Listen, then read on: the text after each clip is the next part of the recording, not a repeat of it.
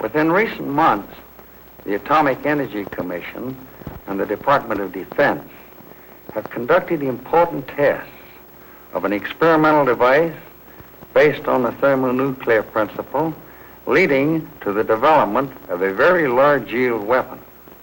In addition, a proof test was made of a large yield fission weapon.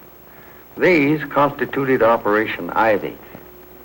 The report of these accomplishments is about to be presented in film form. We will show you new techniques and new scientific developments. We will minimize the portrayal of normal military service support, since you're familiar with this aspect of test operations. As commander of Joint Task Force 132, I invite you to observe Operation Ivy, carried out on our Pacific Proving Ground, Eniwetok Atoll.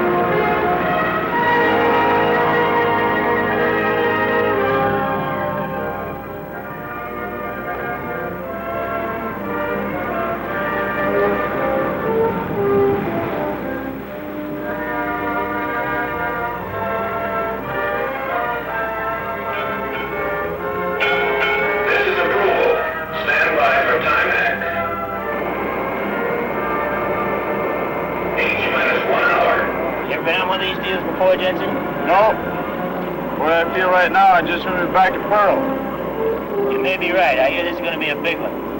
You ain't kidding. We wouldn't be out here in open sea if it wasn't a big one. Captain, we're in position. Recommend reduced speed, sir. Very well, Mr. Adams. Helmsman, steady as you go. Steady as you go, sir. All engines ahead 1/3. All engines ahead 1/3, sir. Engine room con ahead 1/3. All engines answer ahead 1/3, sir. Engine room reports making turns for 4 knots, sir. Very well. How are the wind and tide affecting us?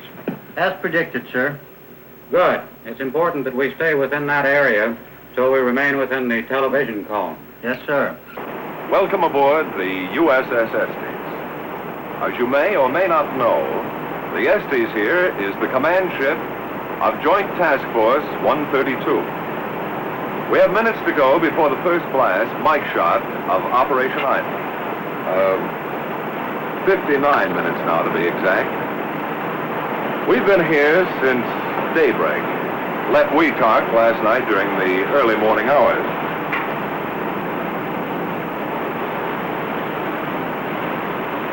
Now, as you can imagine, feeling is running pretty high about now, and there's reason for it. If everything goes according to plan, we'll soon see the largest explosion ever set off on the face of the Earth. That is, the largest that we know of.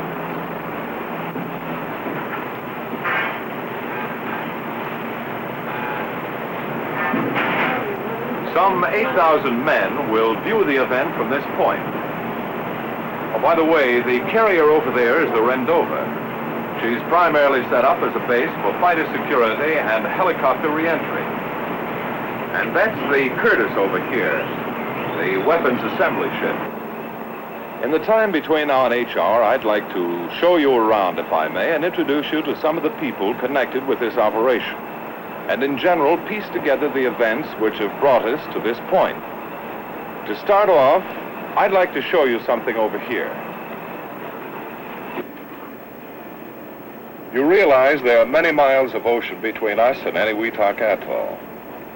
To know what's going on back at the atoll, these antennas are receiving televised signals and are giving our men here a second-by-second account of what's happening on Shot Island.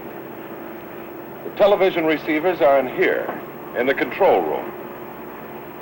But before going inside, let's take a look at a chart. It may give you a better idea of our location. This is our position.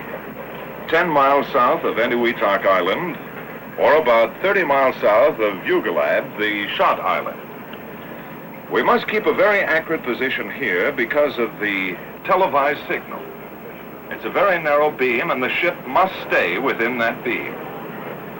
Now, perhaps you're wondering why we're out here in ships. Well, the answer is very simple. It's too dangerous on land.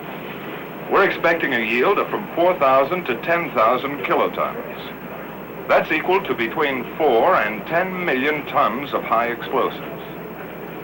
Considering all possible effects from a bang of this size, the best observation point is at sea, on a mobile platform at a known safe distance from 0 point. Okay, let's go inside now.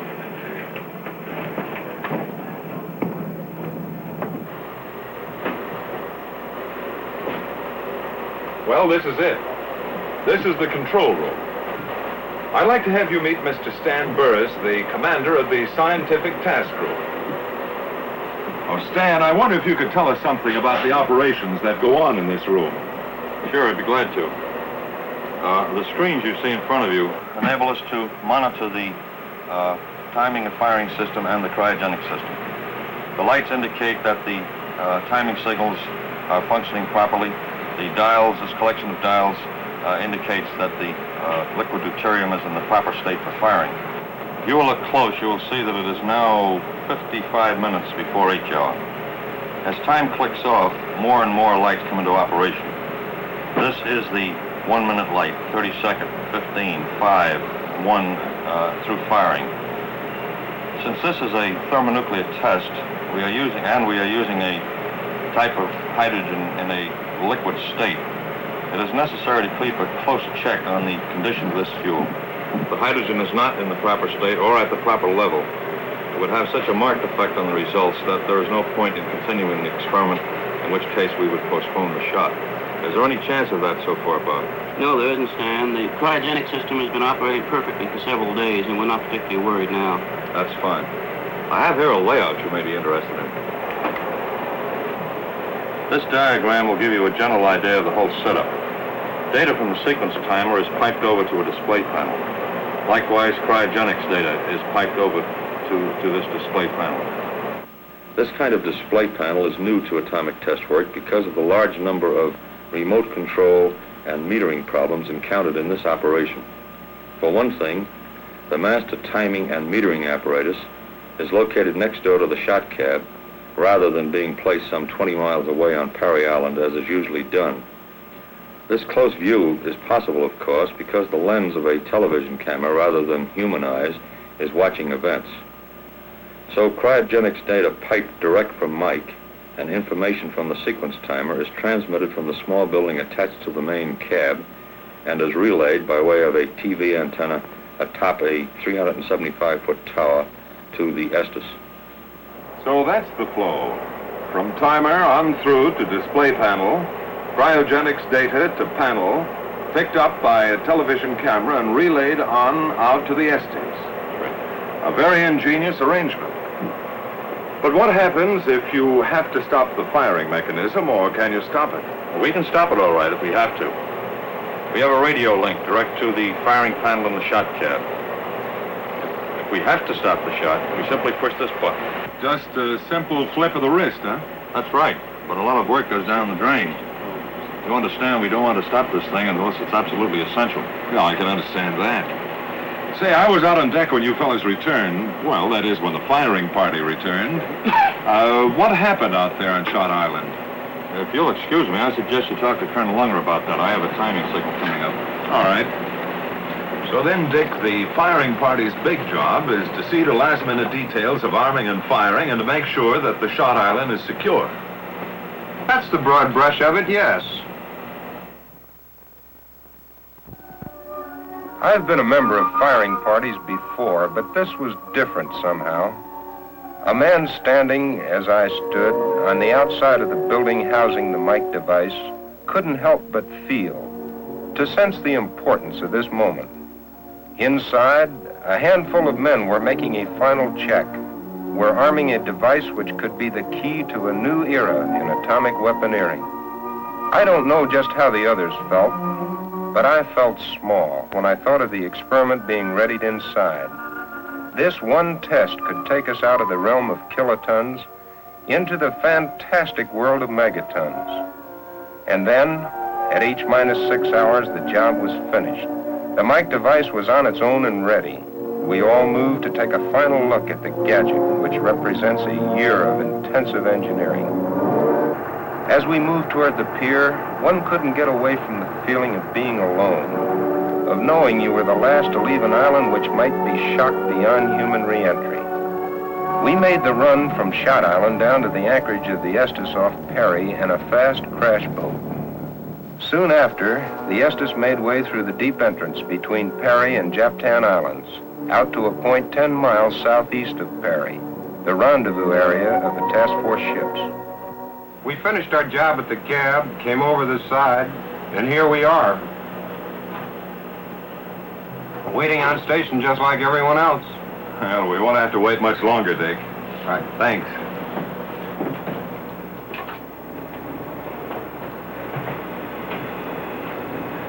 Well, that's part of the story. A small part, actually, of this whole ball of wax.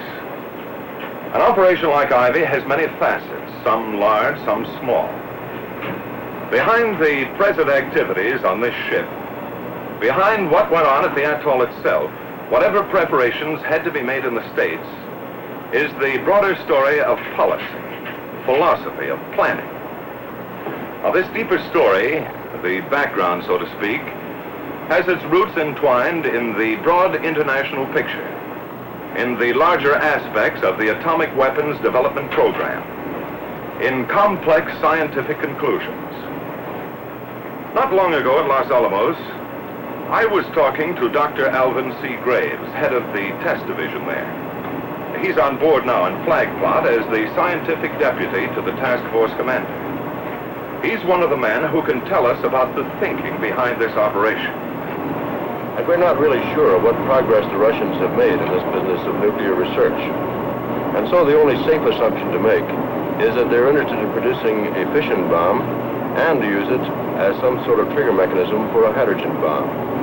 It's obvious we don't want them to have a hydrogen bomb before we do, and so time is urgent. Time is the thing we have to beat.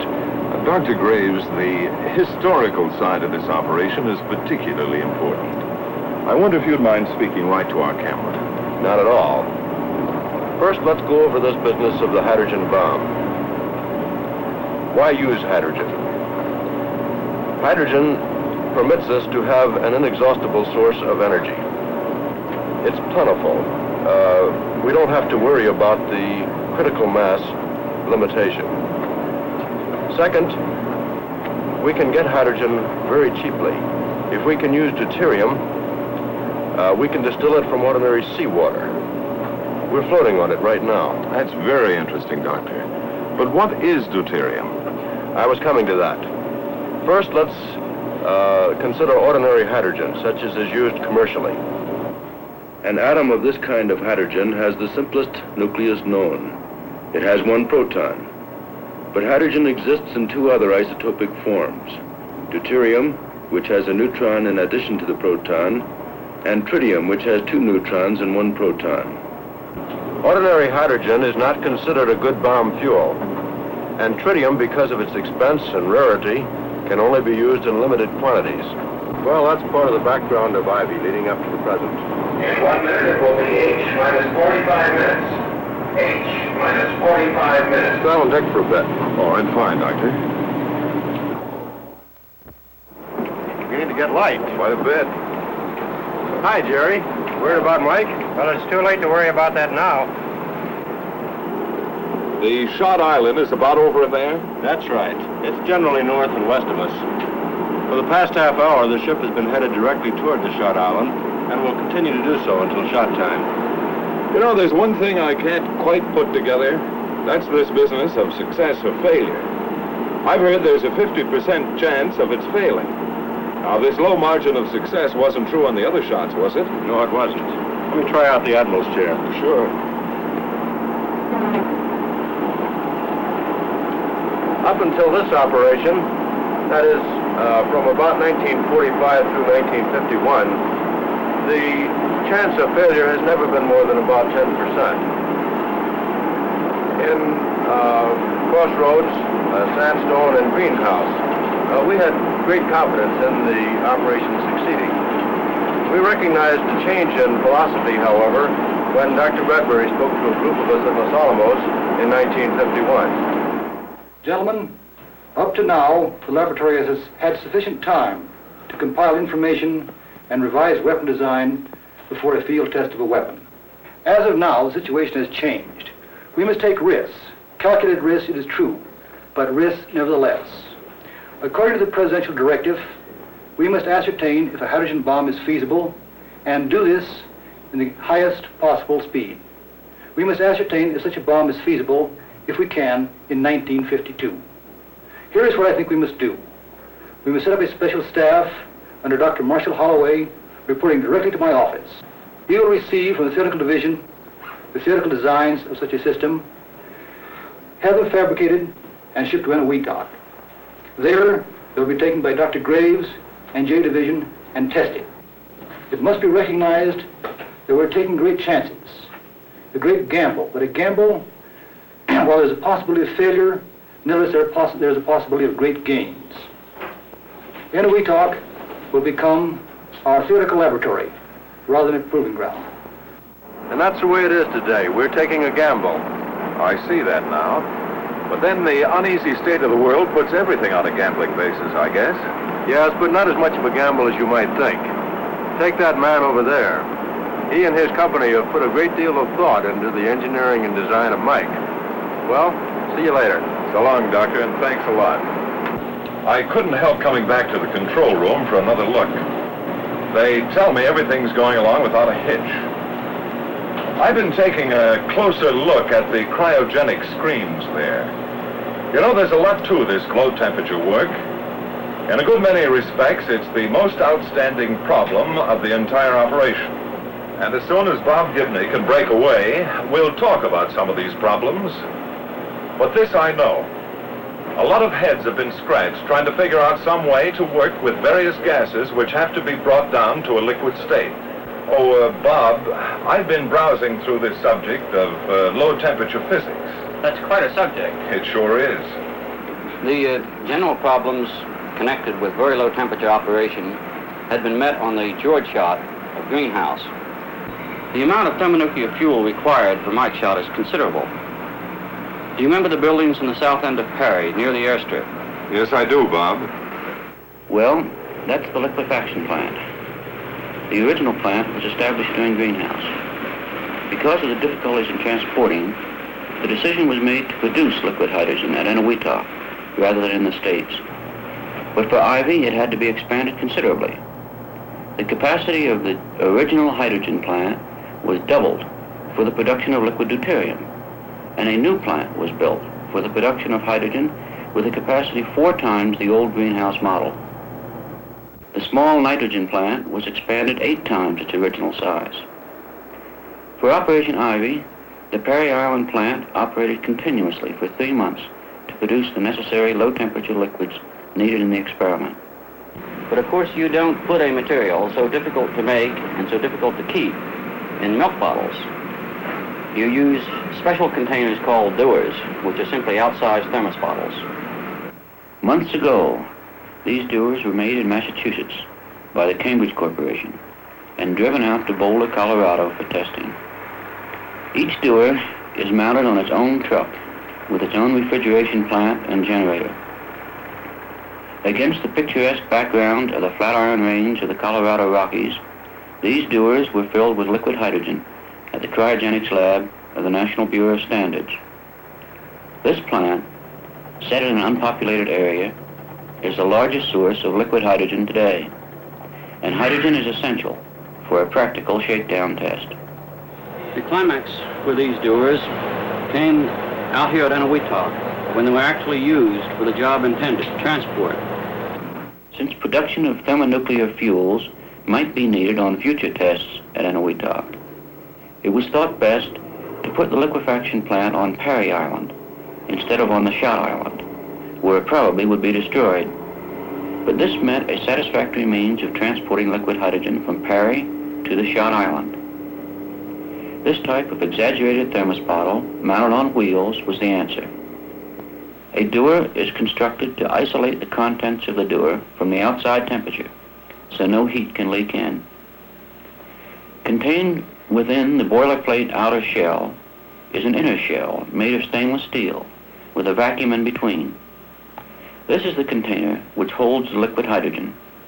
A radiation shield made of copper surrounds the bottom half of the inner shell. There are two bottoms to the radiation shield, and in the space between them there is room for liquid nitrogen. The purpose of the radiation shield is to provide a barrier to the flow of heat. The heat which does leak in boils away the nitrogen first, thus protecting the liquid hydrogen. But even with all these precautions, another source of heat still occurs in the inner shell. This is mainly due to a special property of hydrogen. The molecules of hydrogen, as a gas, exist mainly in a state called the ortho. At first, when the gas is liquefied, the molecules stay in their original state. However, within a period of some 2 weeks, the molecules rearrange themselves into a state called the para. This is a natural phenomenon which always occurs. In this transfer, heat is given off, actually sufficient heat to boil off 2/3 of the liquid hydrogen. To take care of this excess heat, a special refrigerator has coils located in the inner shell. The refrigeration plant, which supplies these coils, does a remarkable job, for its coolant approaches absolute zero.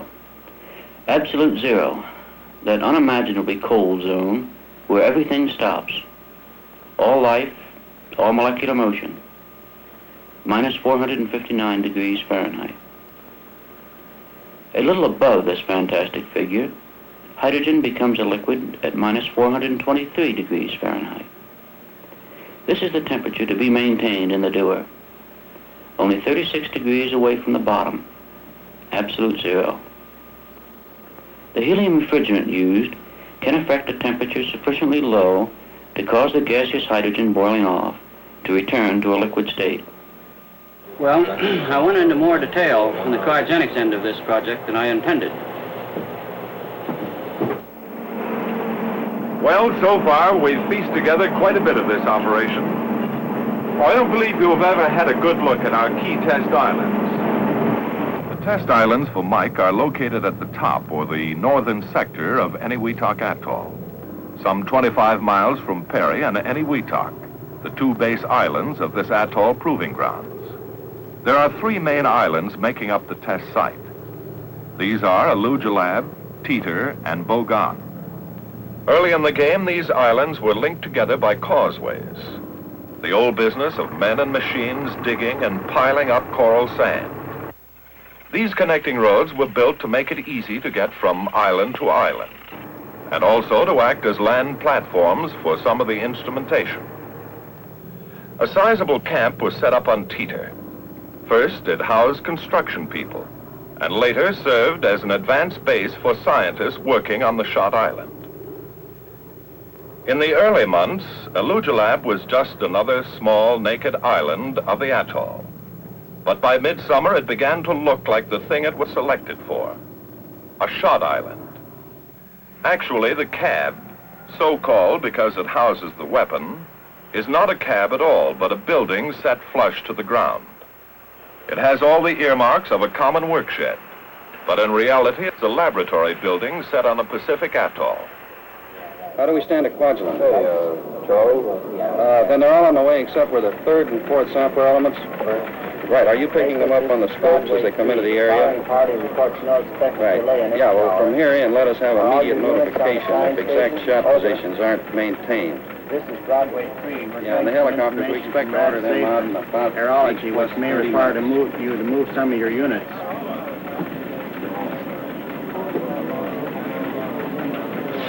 This, as you have probably gathered, is joint operations. All atomic test operations in the Pacific so far have been run under a joint task force kind of setup. Operation Ivy is using the same organizational structure as Greenhouse. 4 task groups: Scientific, Army, Navy, and Air Force. Members of these groups are here now, sifting and coordinating the many details of this joint operation and passing key information topsides to the command level. The Army is... Broadway 2, 4 Cape Cod has radar contact skunk. The Army is the executive agent on this operation, just as the Air Force was on Greenhouse and the Navy on Crossroads before that. Well, Colonel... Weather, this is J3. Let me have your latest recon plane VHF report, over. We'll go, out. I've been talking about task force organization. Wish you would add something to help clarify this business of executive agent. Yes, I'll be glad to. First of all, we are organized along very simple, conventional lines. I believe I have a chart which explains it better. The Joint Chiefs of Staff and the Atomic Energy Commission on this level coordinate on the instructions that are to be issued to the task force commander. The Joint Chiefs of Staff control the operation through the executive agent, the Chief of Staff of the Army. The task force commander has operational control of the Air Force, Navy, Army, and scientific task groups. Now, when we were in the United States, the Atomic Energy Commission maintained a control over the scientific personnel at Los Alamos Scientific Laboratory. However, for the operational phase, the Commission appointed General Clarkson as its special representative, and in this way, he controls the entire operation. I get the picture, Colonel. Okay, Tincher, you take this one. What do you feel are the unusual aspects of your operation? Well, we like to believe that Ivy is a milestone in atomic development. I believe that in many ways Ivy is another Trinity, the beginning of something, and we hope the beginning of the H-bomb era. You know, it's been exactly this thought that General Clarkson has had in being so insistent that the task force support elements be emphasized. The fact that all of us must support the scientific people who are doing such important work. I would say that this is the keynote of the operation. Excuse me. While we're here in joint operations, it's a good time to think for a moment of the work of the military task groups. Take the Army, for example. This support group, commanded by Colonel George E. Burritt, provides a variety of services which make it possible to conduct an atomic test such as Ivy at a proving ground outside the continental limits of the United States.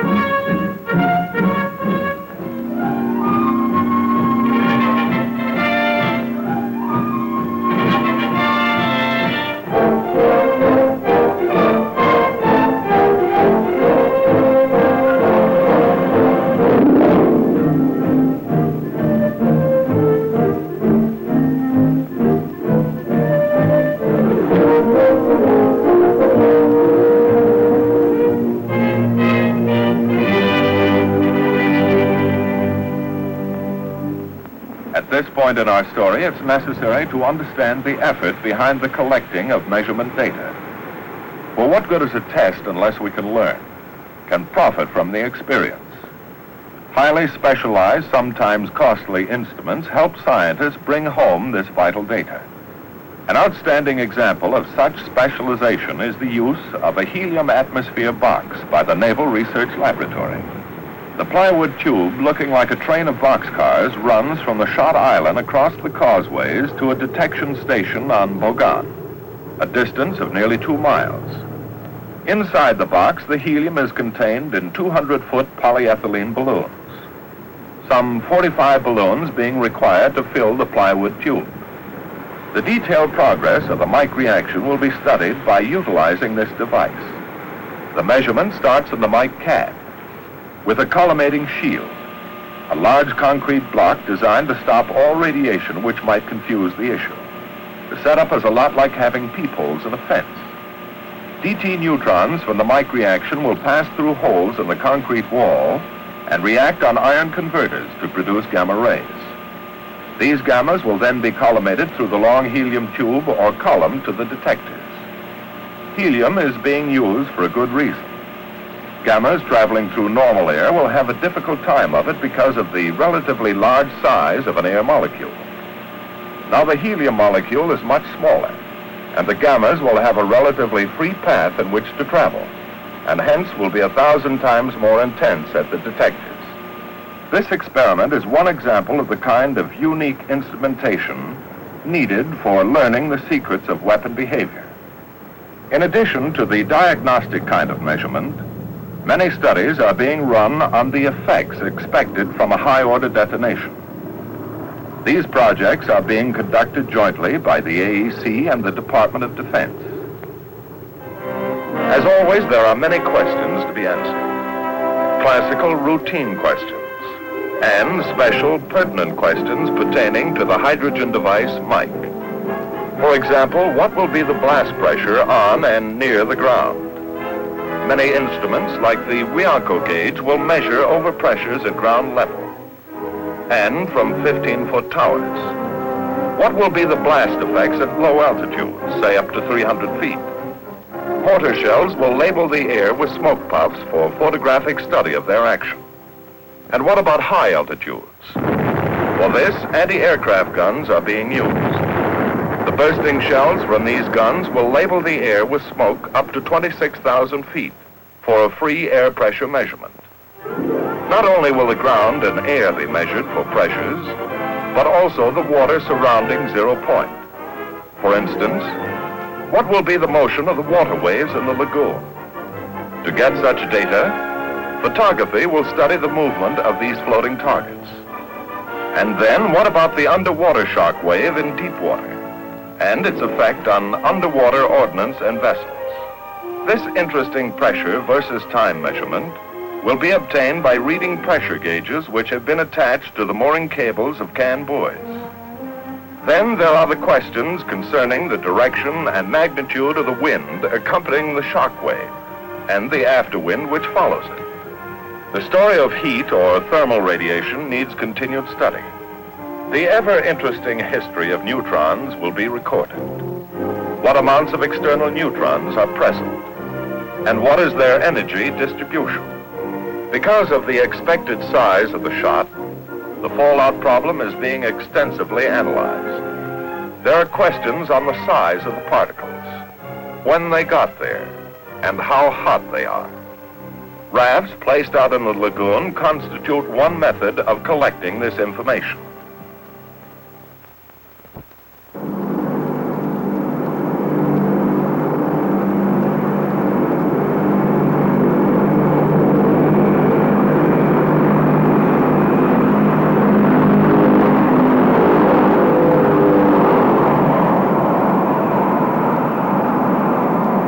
Realistic kind of evidence, a B-36 and a B-47 will be in the air to find out the effect of blast and heat on delivery aircraft.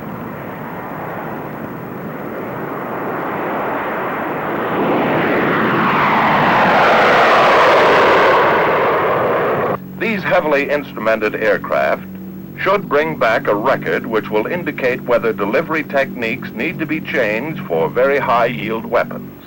Well, you could go on and on about the experimental projects being run on this operation, but in so doing, you run up against the same old problem.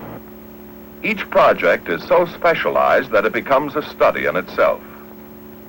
So we have given but an impression of the 60-odd experimental projects being run on Ivy. Latest word from the control room is that everything's going according to Hoyle. Is the hydrogen level holding? Right, just as calculated. She's holding. She's holding. Isn't that what you're thinking, Crone? It wasn't too long ago, 50 days to be exact, when you stood on the beach and watched Mike arrive in crates. A thing then dismembered, a sleeping giant, a robot taken apart for the long trip across 4,500 miles of lonely ocean. And then it was home. Here in a building more like a laboratory than a workshop, it would be assembled for the last time. As you looked at the mass of crates and boxes, you couldn't help but wonder, could you, whether there would be time to make order out of this chaos. When you remember back, items moved into place like notations in a diary. Yes, for you, Crone, the days of preparation fly in kaleidoscopic fashion across your mind. Days now in the past, just as Mike itself will soon be in the past. 3, 2, 1, act. H minus 5 minutes. H minus 5 minutes. The shock wave will not arrive for several minutes after 0 time. Keep firm footing until after the wave passes. Our latest obtained as a wind sounding. You've been here before, flag plot. Shows distinctly. That's General Clarkson, the task force commander, and General Walk, chief of staff. The scientific deputy, Dr. Graves, you've already met. Captain Paul is deputy for naval operations, and General Wise deputy for the Air Force. As you've gathered, a weather briefing is taking place. I should say another weather briefing. You've probably heard many times before how important the weather picture is in an atomic test operation. Weather can make or break a test shot.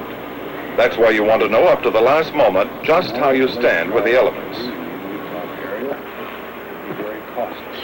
The problem this time is especially acute because this entire area of the Pacific is subject to radiological fallout. And this area is inhabited by some 20,000 people, plus, of course, the ships of this task force. That's why the RadSafe officer works hand in glove with the weather officer. Oh, by the way, to help you understand this problem, these weathermen are covering an area larger than the United States with 10 weather aircraft and 11 fixed weather stations. To put it mildly, that's quite a territory to cover. Let's listen in, shall we? This is a plot of the latest winds received from Inuitak, showing that in the lower levels to 20,000 feet, we have a typical trade situation, followed by southerlies aloft, by westerlies above that, which extend clear up to 85,000 feet. This is just about as good as we can expect. This picture, in addition to the total weather consideration, indicates that all of the weather factors are favorable for our scheduled event. That's all I have, sir. Any chance of showers? Not within the next 48 hours over the entire Marshalls. How about cloud cover? A few cumulus move in, but if we go off on schedule, nothing to bother the operation. Are you satisfied from the radiological standpoint, Commander Maynard? Yes, sir. The situation is ideal since the entire fallout pattern is to the north of the inhabited islands. Thank you, gentlemen. The time is now H minus 2 minutes. Okay, I'll check with staff. Minus 2 minutes. One quick question, Dr. Graves. Well, it'll have to be quick. We haven't much time. I see. How soon after the shot will you know how big Mike went at? We will get rough estimates, like from the bang meter, a few minutes after the shot. See you later. Right. Why, sir? You have a grandstand seat here to one of the most momentous events in the history of science. In less than a minute, you will see the most powerful explosion ever witnessed by human eyes. The blast will come out of the horizon just about there. And this is the significance of the moment. This is the first full-scale test of a hydrogen device. If the reaction goes, we're in the thermonuclear era. For the sake of all of us, and for the sake of our country, I know that you join me in wishing this expedition well. It is now 30 seconds to 0 time. Put on goggles or turn away. Do not remove goggles or face burst until 10 seconds after the first light.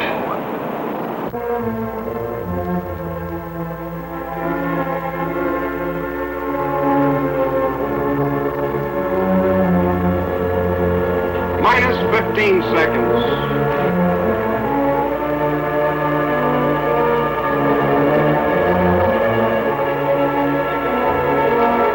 Minus 10 seconds. 9, 8, 7, 6, 5, 4, 3, 2, 1, T0.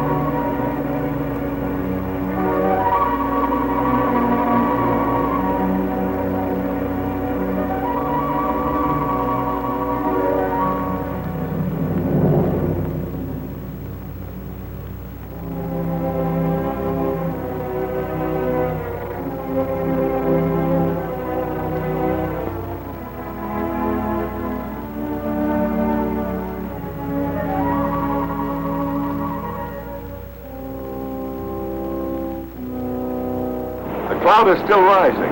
70,000 feet now, if the last estimate I heard is true. And up there at this moment is about 45,000 are the sampler aircraft. F-84Gs, manned jet fighters, are being used exclusively on this operation. Experience has proven that manned aircraft are just as efficient and much less costly to put in the air than are drones for sample collecting. Jets were selected because they can operate at high altitude. Since the force of Mike shot has pushed the cloud up to around 100,000 feet, it is necessary to get aircraft up high enough to get reliable samples. Even at that, they're scraping the bottom of the barrel, so to speak. Some 14 F-84Gs are being used at staggered intervals to get a good cross-section of the cloud at different times. The jets, which are based on Kwajalein, also have the speed necessary to make them good sample-collecting machines. For the relatively short length of time the pilot is in the area, he gets a good sample per rate of contamination. One of the disadvantages of using jet fighters is their range.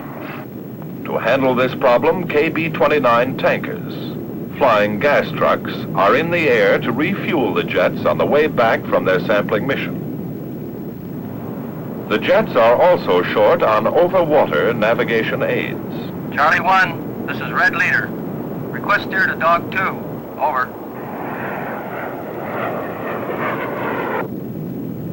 Red Leader, this is Charlie 1, steer 310. A B-29 control aircraft gives the samplers headings and rendezvous points and generally orientates them in this remote region of the Pacific. The control aircraft is fully equipped with radar and communications, and in essence performs all the functions normally thought of as being controlled from a ground air operations center.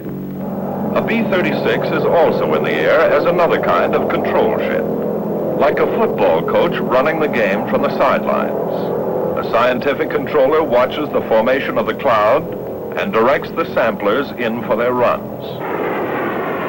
When a sampler aircraft has obtained its allotment of contamination, it has done its job and returns to Kwaj. That's part of the air story going on right now. Other aircraft are getting ready to track the cloud and also to collect samples for long-range detection studies. Dr. Graves? Well? Yeah? Do you know the yield on Mike yet? I'm just going to find out now. Come along. The bang meter records are in. The dots indicate the time in milliseconds. Well, what's the verdict, Herb? About 12 megatons, Al. Nice going. What this tremendous blast did to the atoll, nobody knows. Re-entry parties are leaving the Rendova now by helicopter. The Navy Task Group, commanded by Rear Admiral Wilkins, has the problem of providing the means to re-enter shortly after the blast to get exposed film, samples, and other scientific data. Since no land mass is available, the problem is complicated. Re-entry must be from a ship. Further, fallout will be very high, starting at about M+1 hour. Helicopters must get in quickly and get out again before that hour is up.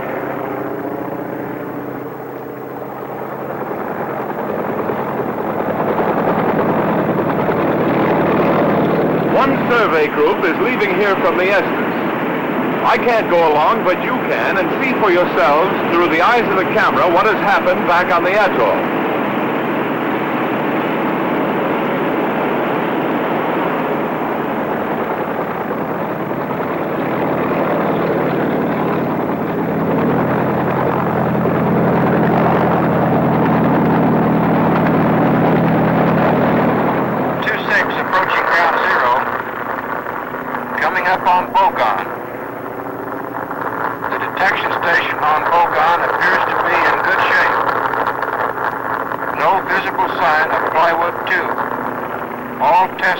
Seem to be swept clean. Elugelab is completely gone. Nothing there but water, and what appears to be a deep crater. Water dark blue in color. Well, the Mike phase of Operation Ivy is about over. The next and final phase, King Shot, will be an airdrop of a large yield fission weapon. And for this, I'll leave you to the air.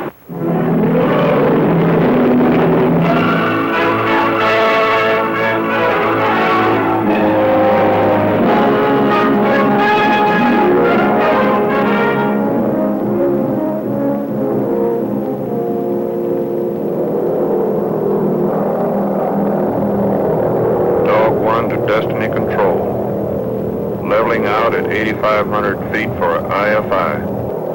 The drop aircraft for King, this B-36, is on its way to the target point. Steadily, monotonously, it wings its way from Kwajalein to a point in the sky over Eniwetok Atoll. For the first time since Operation Crossroads back in '46, an atomic weapon will be airdropped on our Pacific proving ground. AC to pilot, will you take over for a while?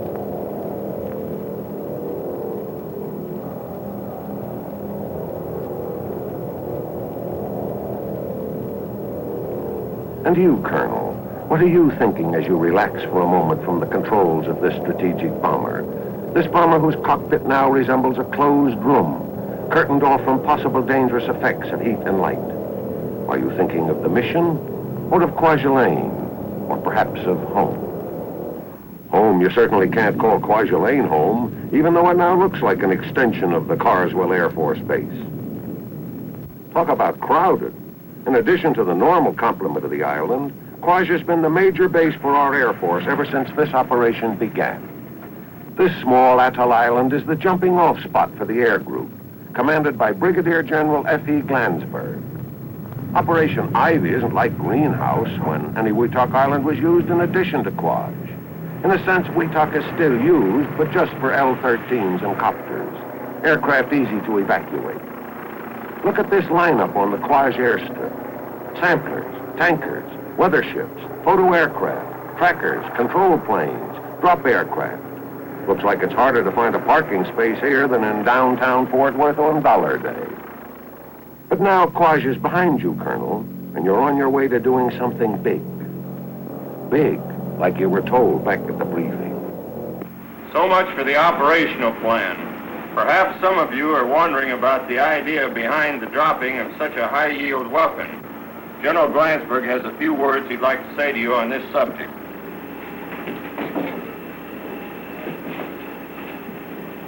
The Department of Defense has indicated that certain targets may require a bomb of such yield as the one you will be carrying tomorrow. And it's your job to put it down the pickle barrel so that they can do a decent job of proof testing it. One other thing, there's been a lot of talk about why we selected the B-36 to do this job.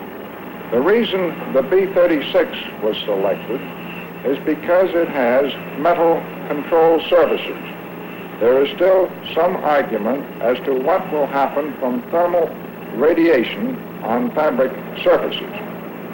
So now you know you will have a heat problem. AC to Weaponeer. How's the IFI coming along? Weaponeer to aircraft commander. IFI proceeding satisfactorily. As you carefully check off each item of the in-flight insertion, Captain, you can tell that the preparation of the King weapon is moving along on schedule. But not too long ago, this weapon did not exist. To get King ready for Ivy, the weapon was being worked on in the States almost up to the last minute. So the weapon, minus the nuclear component, was ferried out to Quaj by a C-124. In the meantime, after the Mike shot, the Curtis sailed to Kwajalein. Assembly people from this ship work in conjunction with Sandia in preparing King for the airdrop. Following normal safety measures, the nuclear components of King arrived from the States in a separate aircraft.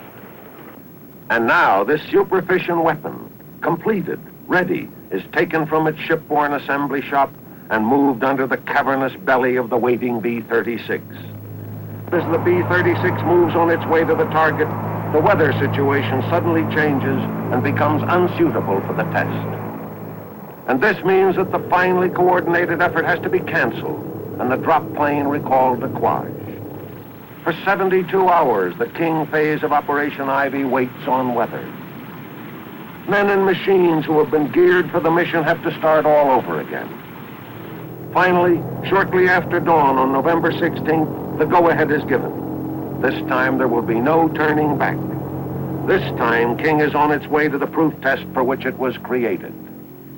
Weaponeer to aircraft commander. IFI completed. AC to engineer. Set climb power. And so the King bomber climbs into the thin air of the stratosphere and levels off at 40,000 feet, its bombing altitude. Here the radar operator, or bombardier if you will, guides the aircraft to that four-dimensional yet imaginary spot so necessary for pinpoint accuracy. Radar to AC, approaching target area. The radar operator positions the aircraft in space with a movement of his hand, continuously running a cross-check between the radar bomb sight and the visual system, back and forth, first peering into one scope and then into the other. During these critical moments, the vital facts flit across his mind. Ground zero, 1,900 feet to the north of Runnet on the Coral Shelf. Height of burst, 1,500 feet. Allowable margin of error from ground zero, less than 500 feet.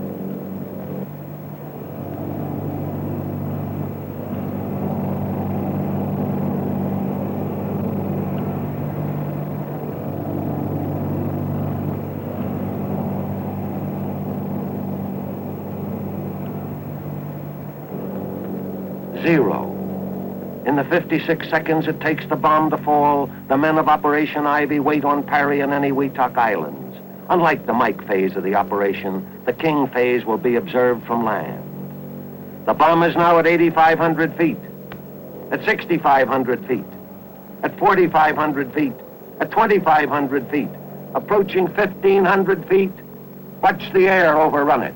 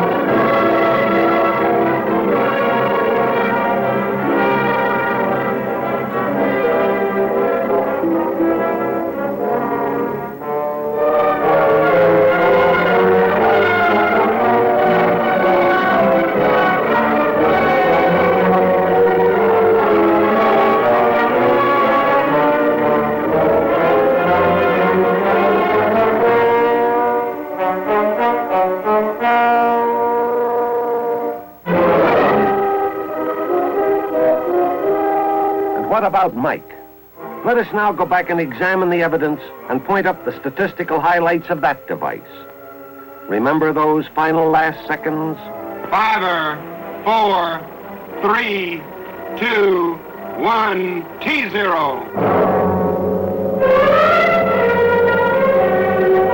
This is the largest fireball ever produced. At its maximum, it measures about 3 1/4 miles in diameter.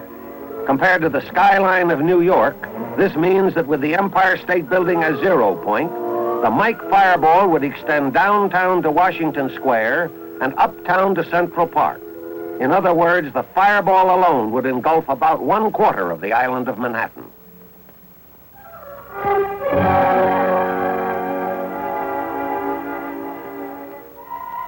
The tremendous upsurge of air from the detonation rapidly pushes up the Mike cloud. Again, nothing of this height and width has ever before been witnessed. If the picture is stopped at this point in the cloud's growth, the height of the cloud is approximately 40,000 feet. This means that 32 Empire State Buildings at 1,250 feet per building could be piled one on top the other before they would attain the cloud's height at this time, roughly 2 minutes after 0. Some 10 minutes later, the cloud approaches its maximum. At this time, the mushroom portion of the cloud has pushed up to around 10 miles and spreads out along the base of the stratosphere to a width of about 100 miles, while the stem itself is pushed upward deep into the stratosphere to a height of about 25 miles. Later figures put the Mike yield at around 10 megatons or 10,000 kilotons. This means there was more energy released in this one shot, roughly 10 times more than in all previous atomic blasts combined, including probably those of Russian origin. Or to put it another way, 4 times more power in this one shot than from all the high explosives dropped by the entire Anglo-American Air Force on Germany and the occupied countries during the last war. The results of this tremendous power can be shown at the atoll. Here is an aerial photo of the test area of the atoll before the blast. And here is the same area after the blast, showing the crater caused by Mike. The outlined island in the center is former Elugelab, the 0 island. Sections of the islands on either side have been chopped off. The crater is roughly a mile in diameter. When it is illustrated that some 14 Pentagon buildings could be comfortably accommodated in this hole, the size of the Mike crater becomes more real. In profile, the crater gradually slopes down to a maximum depth of some 175 feet, or equivalent to the height of a 17-story building. The lateral destructive effects are the greatest yet observed from a single explosive device. Without getting into the areas of target evaluation or secondary effects, it can be safely assumed that there was complete annihilation within a radius of 3 miles, or out to and including all of Engebi, that there was severe to moderate damage out to 7 miles or down to Ruggiero, and that light damage extended as far as 10 miles or down to Runnet. Relating this area of damage to a city like Washington, D.C. would present a picture something like this.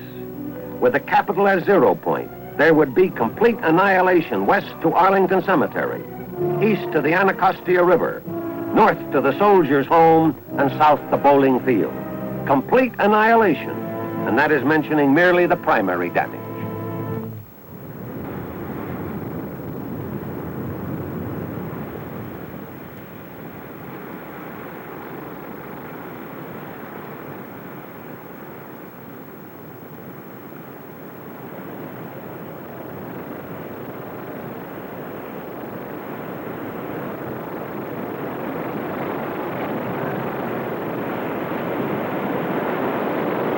Well, it's all over. Mike shot and King shot are history, and we're back here at Perry Island winding things up. It's been a pleasure to help bring you the story of Operation Island, the work of Task Force 132. Now that it's all over, I have sort of an inadequate feeling.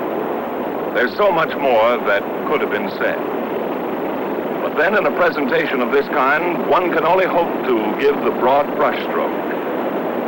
And the men who told you the story, we're only able to pick out a few of the many. You get a feeling, even now, that nothing is really over. That this is a breathing spell, like a lull in battle before the next attack. The feeling is on this island, with the men here. Yes, the coral sands of Eniwetok Atoll have viewed events in the fall of 1952, which less than a year and a half before would have been colossal accomplishments. Today, they are calmly accepted. This is characteristic of the progress being made in the weapons development program. What is new today is old hat tomorrow. And of the day after tomorrow, who knows what these Pacific sands may see?